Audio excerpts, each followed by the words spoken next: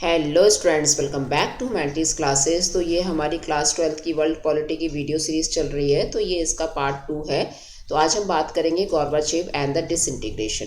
तो गोर्बाचेव कौन है? इनका नाम है मिखेल गोर्बाचेव। ये जनरल सेक्रेटरी बन के आते हैं सोवियत यूनियन के 1985 में, ठीक है, जिसको महासचिव बोलते हैं। तो इनके टाइम पे क्या है, डिसइंटीग्रेशन की मांग जो है बहुत ज़्यादा तेज़ी से रफ्तार पकड़ रही थी। तो ये क्या करते हैं, जैसे इनकी जो पब्लिक है बहुत ज़्यादा भड़क रही थी, गुस्सा हो रही थी, है ना, उनको डेमोक्रेसी चाहिए थी, उनको ओपननेस चाहिए था। तो जैसे वेस्टर्न कंट्रीज़ में जो कैपिटलिस्ट मॉडल फॉलो होता था, तो वही मॉडल पे जो जनता है वो जिद कर रही थी कि हमको यही सब चाहिए क्योंकि हम चाहते थे। तो यहाँ पे जो इनकी मांग उठ रही थी इतनी तेज़ी से, तो यहाँ पे गोर्बाचेव जो है ये कुछ पॉलिसीज़ और कुछ रिफॉर्म्स लेकर आते हैं। तो मिखेल गोर्बाचेव जो हैं ये वेस्टर्नाइजेशन को फॉलो करते हुए अपने सोवियत यूनियन में दो पॉलिसीज़ लेकर आते हैं। एक का नाम होता है ग्लासनोस्ट और दूसरे का नाम होता है पैट्रियट का।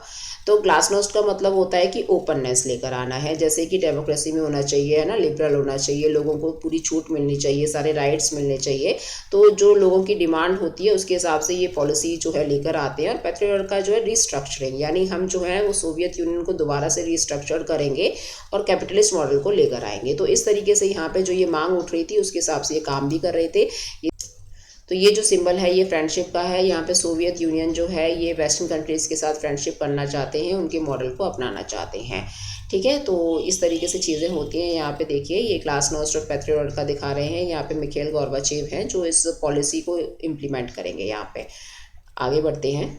क्योंकि जो वेस्टर्न कंट्रीज़ थे वो टेक्नोलॉजी के मामले में बहुत ज़्यादा आगे थे, तो अगर उनके साथ नहीं चलेंगे तो ये लोग पीछे रह जाएंगे। तो इस वजह से क्या है, इनको कुछ रिफॉर्म्स लाने ही पड़ते हैं, क्योंकि अब बात बन नहीं पा रही थी, कम्युनिस्ट कल्चर को लेके वो आगे नहीं बढ़ पा रहे थे। तो इसलिए क्या है, उनको जनता के सामने झुकना पड़ता है। तो वो पूरा सब कुछ तैयार हो जाते हैं कि तो जैसे जनता चाहेगी वैसे ही हम उनको रहने देंगे और उनके हिसाब से जो चीज़ें हैं वो आगे इम्प्लीमेंट की जाएंगी, यानी इनोवेशन लाया जाएगा, ठीक है।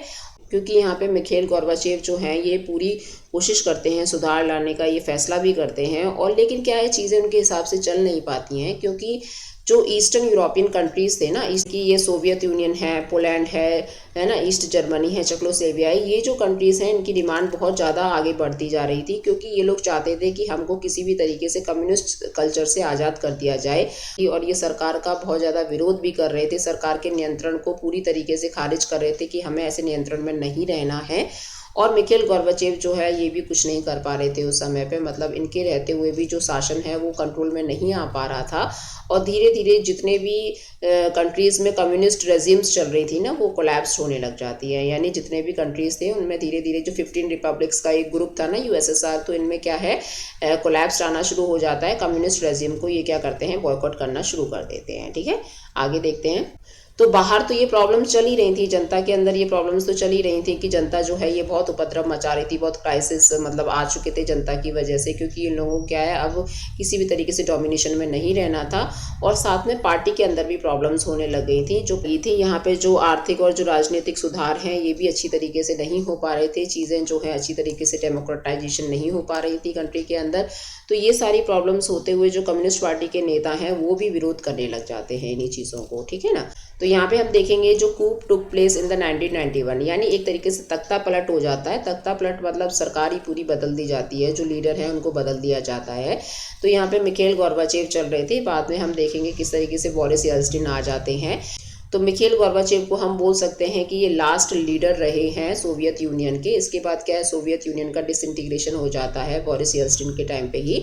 तो लास्ट रूलर जो हैं वो रहे हैं। उन्होंने पूरी कोशिश भी की थी देश को एकजुट रखने की, लेकिन वो चीज़ नहीं हो पाई, क्योंकि लोगों को क्या है, अब फ्रीडम का टेस्ट हो गया था। मतलब उनको क्या है, अब फ्रीडम चाहिए ही चाहिए, ठीक है। क्योंकि उन लोगों को लगने लगा था कि भाई हम जो है वो एक तरीके से डोमिनेशन में रहते हैं। तो जो ओल्ड स्टाइल है कम्युनिस्ट पार्टी का वो नहीं चल पा रहा था, और जो न्यू स्टाइल है वो बोरिस येल्त्सिन लेकर आते हैं। वो एक नेशनल हीरो बन के निकलते हैं। क्यों? क्योंकि ये क्या करते हैं ना, जो है ये सेंट्रलाइजेशन को पूरी तरीके से अपोज करते हैं कि चीज़ें जो हैं ये सेंट्रलाइज्ड नहीं होनी चाहिए, जो पुरानी चीज़ें हैं उनको हमें बदलना चाहिए, कुछ रिफॉर्म्स हमको लाने चाहिए। तो ऐसी चीज़ें यहाँ पे शुरू होती हैं और लोग उनको पसंद भी बहुत करते हैं। बोरिस येल्टसिन ने तख्ता पलट में काफ़ी महत्वपूर्ण भूमिका भी निभाई थी और वो एक तरीके से यहाँ पे लोगों के बहुत चहेते भी बन गए थे और चुनाव में जीते भी थे, ठीक है, क्योंकि इन्होंने क्या किया था, चीज़ों को जो है वो सेंट्रलाइज्ड होने से बचाया और चीज़ें जैसे मॉस्को क्या है, ये रशिया की कैपिटल है, तो वहाँ से चीज़ें जो हैं वो अदर रिपब्लिक्स में भी डिस्ट्रीब्यूट होने लग जाती हैं। तो कैपिटलिस्ट मॉडल के लिए जो सबसे ज़्यादा डिमांड उठ रही थी वो यूरोपनाइज्ड कंट्रीज़ की उठ रही थी। जो ईस्ट यूरोपियन पार्ट के जो कंट्रीज़ थे उनमें सबसे ज़्यादा हो रही थी ये चीज़ें, क्योंकि वो अपने आप को बहुत सॉवरेन मानते थे, अपना संप्रभुत्व रखते थे वो बाकी के कंट्रीज़ के ऊपर। तो यहाँ पे जो सेंट्रल एशियन रिपब्लिक्स हैं ये अलग नहीं होना चाहते थे, ये इंडिपेंडेंट नहीं होना चाहते थे, जैसे कजाकिस्तान है, तुर्कमेनिस्तान है, ये जो सारे कंट्रीज़ हैं ये अलग नहीं होना चाहते थे, क्योंकि ये थोड़े से पुअर कंट्रीज़ थे। तो इसीलिए ये चाहते थे कि भाई हमारे सिर पे जो है वो सोवियत यूनियन का हाथ रहे तो हमारा गुजारा भी होता रहेगा। तो इस तरीके से यहाँ पे चीज़ें चल रही थी। लेकिन लास्टली क्या होता है, दिसंबर 1991 में जो येल्टसिन है, जो बोरिस येल्टसिन है, उनके नेतृत्व में क्या होता है, रशिया, यूक्रेन और बेलारूस, ये जो 3 कंट्रीज़ हैं, ये तीनों कंट्रीज़ क्या घोषणा करते हैं कि अब से जो है ये सोवियत यूनियन को ख़त्म कर दिया जाएगा, ठीक है। ये बेलारूस है, ये यूक्रेन है और ये रशिया है। आज की डेट में इन दोनों में वॉर चल रही है, ठीक है। ये कभी एक साथ हुआ करते थे, ये 15 कंट्रीज़ का पार्ट हुआ करते थे, लेकिन अब ये जो है यहाँ पे काफ़ी टाइम से लड़ाई चल रही है इन दोनों के बीच में।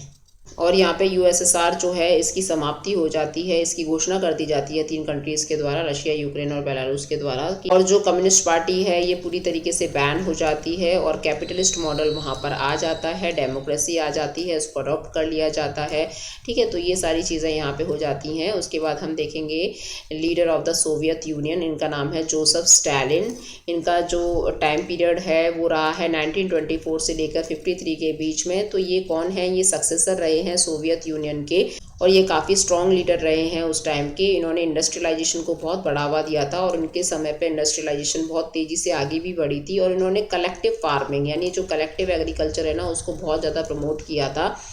और जो सेकेंड वर्ल्ड वॉर हुआ था ना तो उसमें जो जीत का श्रेय है इनको मिला था।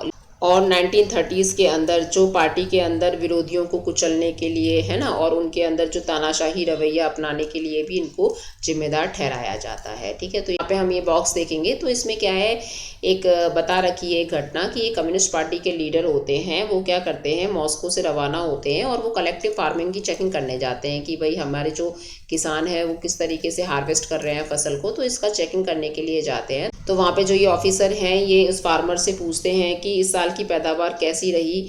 तो किसान बोलता है कि बहुत अच्छी रही भगवान की दया से, ठीक है। हमने आलूओं के जो पहाड़ हैं वो उगा लिए हैं, इतनी अच्छी हुई हमारी खेती भगवान की दया से। लेकिन जो अधिकारी है, जो ऑफिसर है, वो ये बोलता है कि लेकिन भगवान तो होते नहीं हैं। तो वो फार्मर बोलता है तो आलू के पहाड़ जो है वो कौन से होते हैं, ठीक है ना। तो इस तरीके से यहाँ पे एक किस्सा दे रखा है। तो आगे हम देखेंगे निकिता कुरुचेव के बारे में। तो इनका जो टाइम पीरियड है ये रहा है 1953 से लेके 64 तक। तो ये क्या है, जोसेफ स्टालिन के बाद लीडर बने थे और स्टालिन की जो लीडरशिप है उसको इन्होंने डिनाउंस्ड किया था। इनकी जो नेतृत्व शैली थी ना, स्टालिन की नेतृत्व शैली उसको पसंद नहीं करते थे, उसके बहुत बड़े आलोचक रहे हैं ये।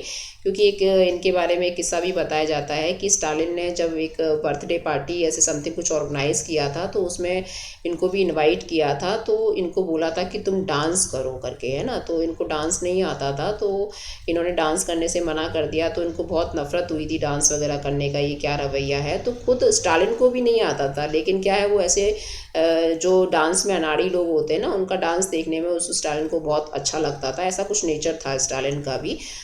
लेकिन जो हंगरी में रिवेलियन हुआ था उसके अंदर भी इनका बहुत बड़ा रोल रहा है ना, निकिता कुरुचेव का। और क्यूबन मिसाइल क्राइसिस हुआ था 1961 में, तो इसमें भी इनका बहुत बड़ा रोल रहा है क्योंकि इस टाइम पे ये मौजूद थे। तो आगे हम देखेंगे यहाँ पे, तो यहाँ पे डिक्लेरेशन हो जाता है यूएसएसआर की डिसइंटीग्रेशन का और यहाँ पे एक नया फॉर्मेशन शुरू होता है जिसको हम बोलते हैं कॉमनवेल्थ ऑफ इंडिपेंडेंस स्टेट यानी CIS। जितने भी स्टेट्स थे 15 के 15 स्टेट्स, इनको क्या है इंडिपेंडेंस मिल जाती है। ये अलग अलग कंट्रीज़ में कन्वर्ट हो जाते हैं। पहले ये एक रिपब्लिक था लेकिन अब जो है अलग अलग कंट्रीज ये बन जाते हैं।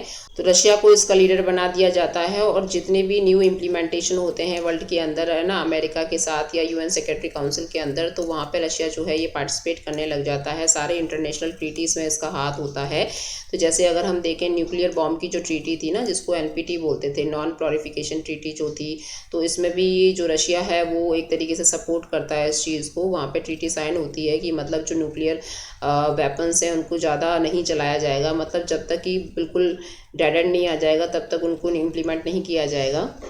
तो रशिया जो है वो अमेरिका के साथ परमाणु निशस्त्रीकरण की दिशा में भी कुछ कदम उठाने लगता है। और सोवियत संघ जो है वो अब पूरी तरीके से डिसॉल्व हो चुका था, पूरी तरीके से ख़त्म हो चुका था, डेड हो चुका था और बरेड हो चुका था, यानी दफन हो चुका था। ठीक है, तो आज के वीडियो में इतना ही, मिलते हैं नेक्स्ट वीडियो में। तो तब तक के लिए धन्यवाद।